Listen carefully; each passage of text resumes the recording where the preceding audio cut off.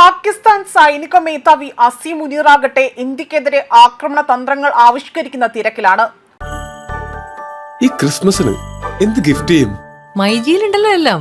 Home appliances, kitchen appliances, small appliances, glass and crockery, digital gadgets, digital accessories, കൂടുതൽ ഓഫറുകൾ, കുറഞ്ഞ EMI.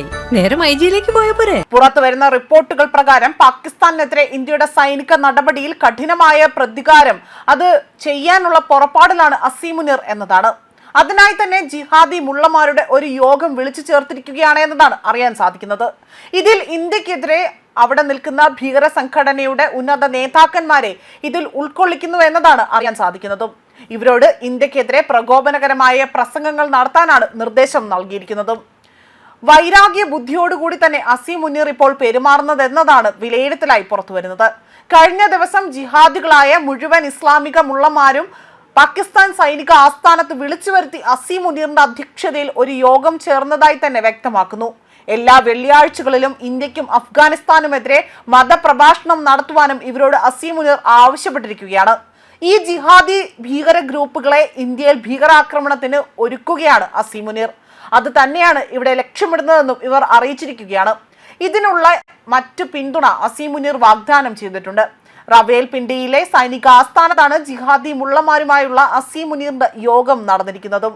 ജിഹാദി ആക്രമണത്തിനായി തന്നെ ഇവർക്ക് വേണ്ടി യുവാക്കളെ നൽകുവാനും പാകിസ്ഥാൻ സൈന്യം തയ്യാറാണ്.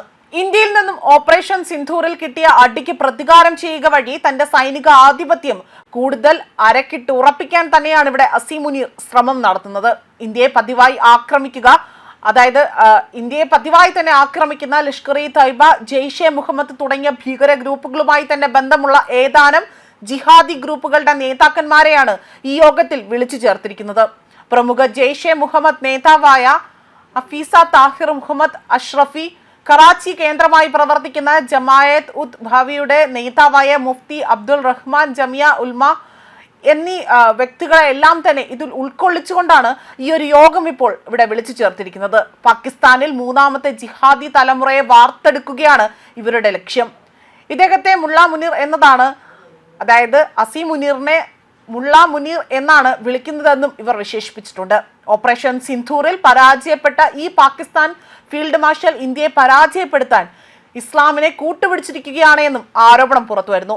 പാക് അധീന കാശ്മീരിൽ ലഷ്കർ-ഇ-തയ്ബയും ജെയ്ഷെ മുഹമ്മദും ഹമാസുമായി ചേർന്നുകൊണ്ട് ഇന്ത്യയിൽ ആക്രമണം നടത്തുവാനും പദ്ധതി ഇടുന്നതായി തന്നെ ഇസ്രായേൽ തന്നെ ഇന്ത്യക്ക് മുന്നറിയിപ്പ് നൽകുകയും ചെയ്തതാണ്.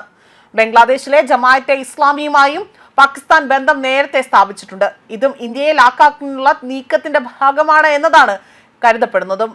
ന്യൂസ് ഡെസ്ക് കർമ്മ ന്യൂസ്.